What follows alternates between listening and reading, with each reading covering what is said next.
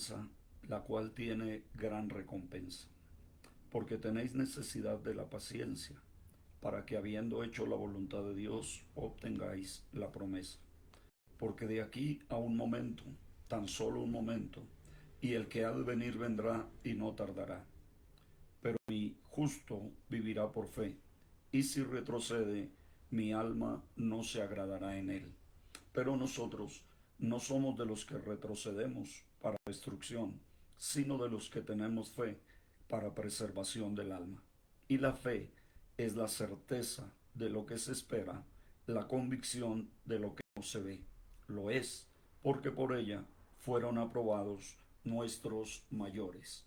Mi saludo fraternal para todos en esta hermosa mañana, compartiendo con ustedes una vez más la reflexión de la palabra del Señor relacionada con lo que la Biblia nos enseña respecto a la fe. He leído del capítulo 10 de la carta a los Hebreos, de los versos 35 al 39 y dos versos del capítulo 11 de la misma carta a los Hebreos, donde notamos sin lugar a dudas que hay una conexión entre ese capítulo 10 y el capítulo 11.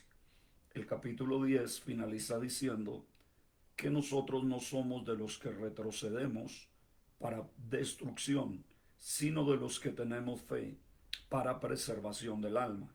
Y la fe, esa fe que nos ayuda a perseverar, esa fe que nos ayuda a ir hacia adelante, esa fe que nos da la fuerza, la fortaleza para continuar, esa fe que nos da la paciencia, como dice el versículo 36, para que habiendo hecho la voluntad de Dios, obtengamos la promesa.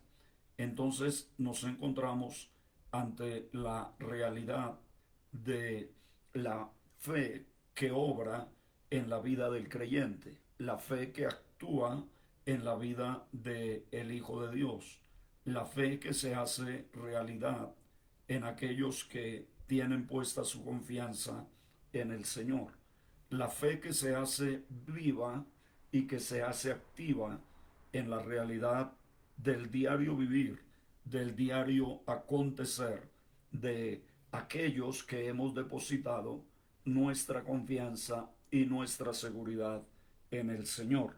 El versículo 2 del capítulo 11 de Hebreos dice que por ella alcanzaron buen testimonio los antiguos. La versión que estoy leyendo, la Biblia textual, dice que la fe lo es, porque por ella fueron aprobados nuestros mayores, lo cual nos indica el alcance de la fe. La fe no solamente es confianza, la fe no solamente se puede definir como creer, como tener certeza de lo que Dios está diciendo. Indudablemente, innegablemente, la fe descansa sobre la base de la revelación de Dios, del conocimiento de la palabra de Dios, del conocimiento de las promesas de Dios. Se habla mucho acerca de la fe y en algunas ocasiones se presenta la fe como algo que es inherente a la persona, como que la persona puede imaginarse la fe, creer lo que se le ocurra, creer lo que le venga a la mente, pero la Biblia nos dice que la fe viene por el oír y el oír por la palabra de Dios. Y con respecto a la fe de Abraham, la Biblia nos dice que Abraham creyó conforme a lo que se le había dicho. Es decir, antes de Abraham creer, Dios le habló. Antes de Abraham poder tener lo que se llama fe, Dios le habló a Abraham. Y la respuesta de Abraham fue creerle a Dios. No fue creer en Dios, fue creerle a Dios. Bueno, si Dios habló, yo le creo. Si Dios lo dijo, yo le creo. La fe entonces está fundamentada en esas promesas de Dios, en esa revelación de la palabra del Señor.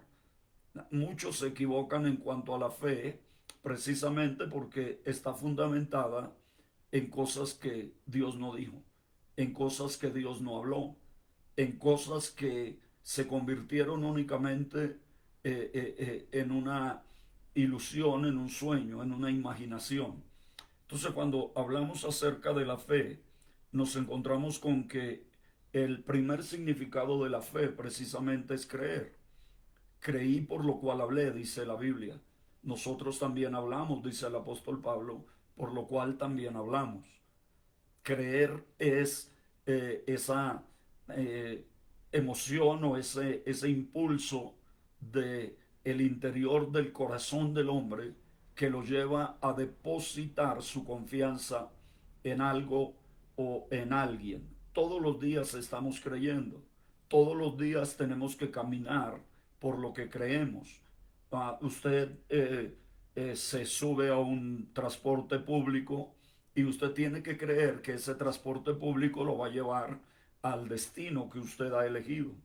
Usted utiliza muchas cosas en las cuales usted tiene que creer que van a funcionar para lo que usted las buscó.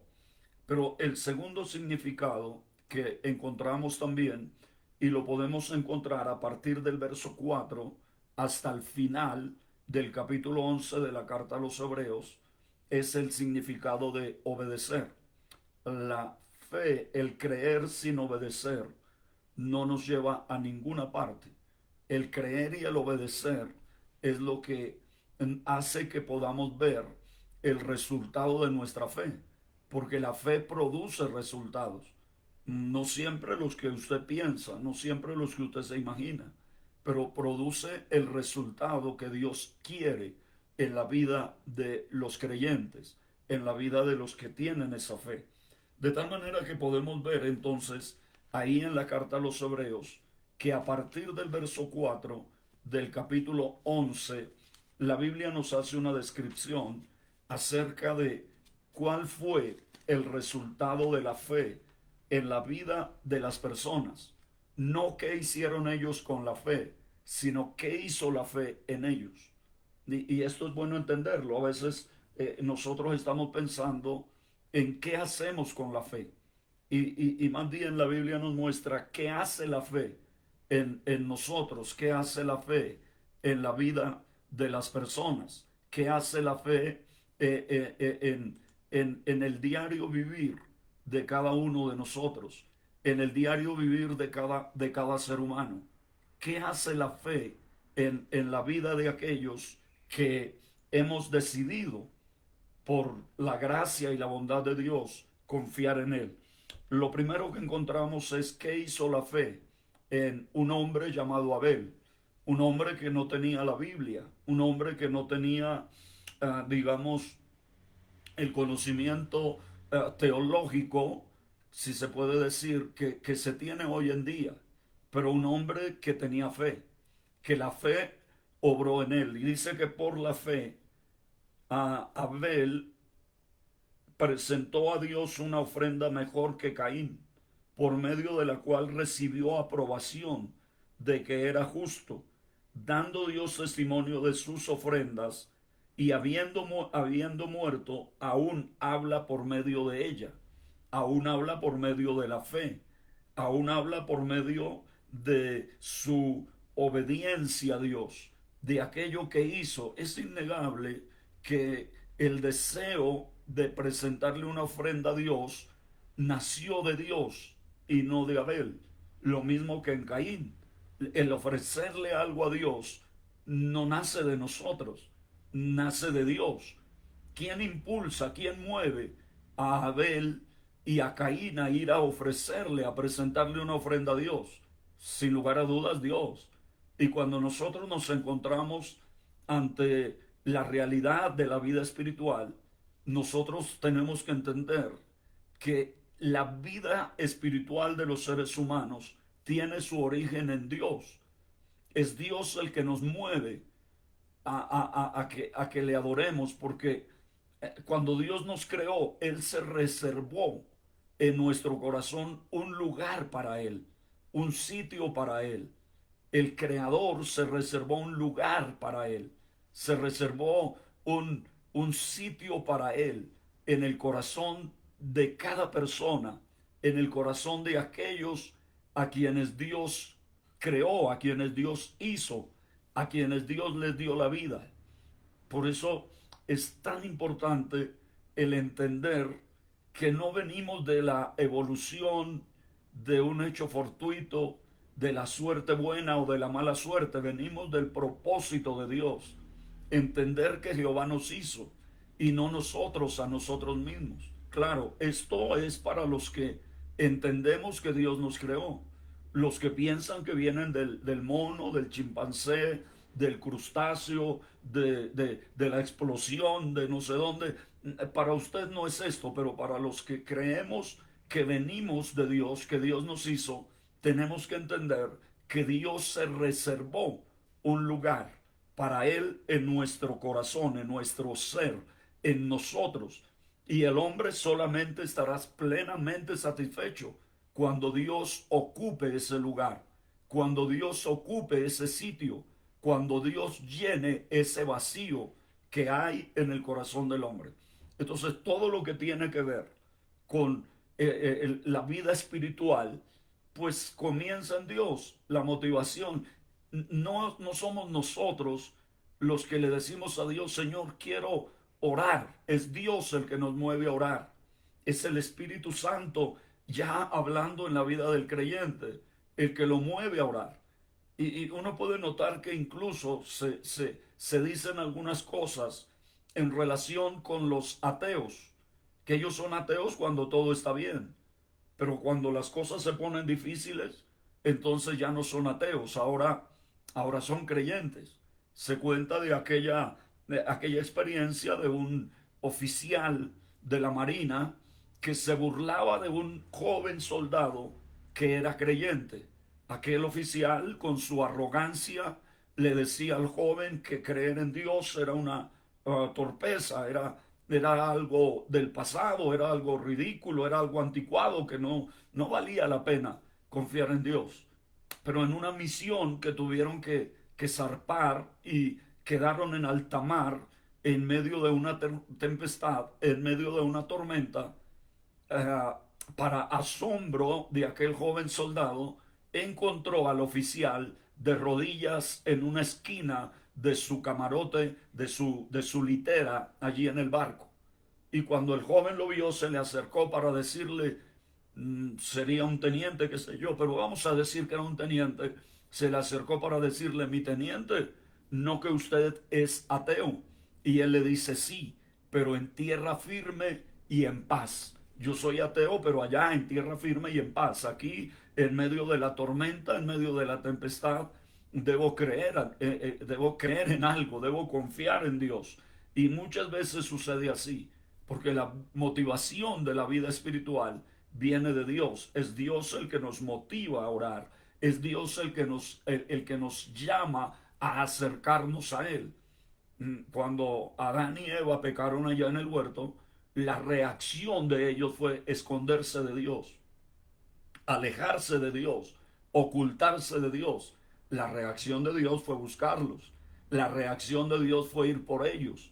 La reacción de Dios fue encontrarlos. La reacción de Dios fue restaurarlos. La reacción de Dios fue levantarlos. La situación sigue siendo la misma.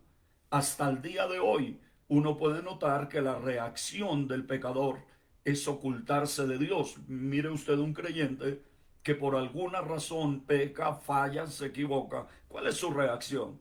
Que nadie se dé cuenta, que nadie sepa, que nadie tenga nada que ver con esto.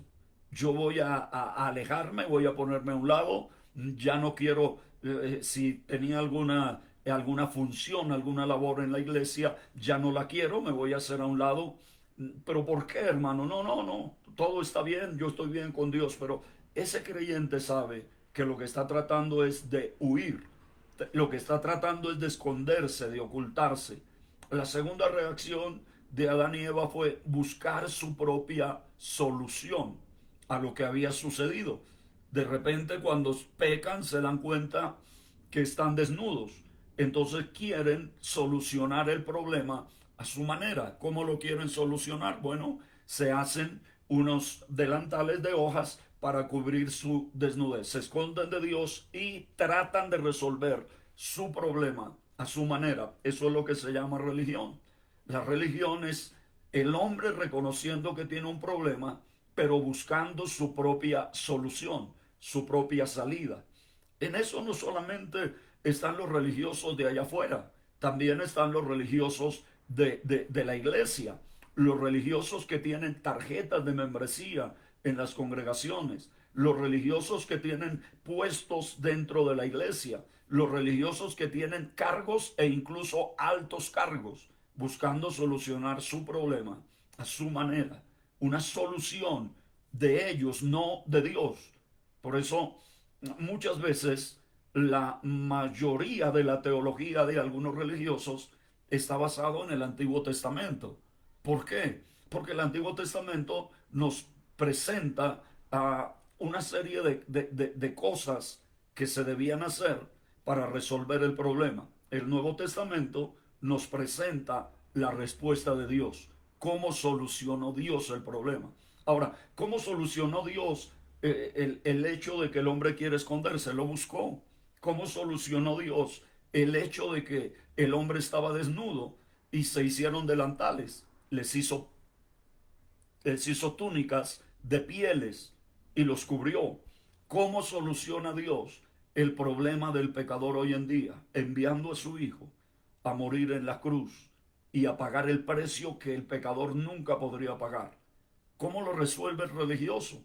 Bueno, lo resuelve a través de qué debo hacer, de penitencias, de sacrificios, a través de normas, a través de imposiciones, a través de cada día cerrar más el círculo, de cada día apretar más el nudo, porque se cree que si se presiona más, entonces va a haber mayor santidad. Y la santidad no puede ser el resultado de la obligación. El resultado de la obligación no es santidad, es hipocresía.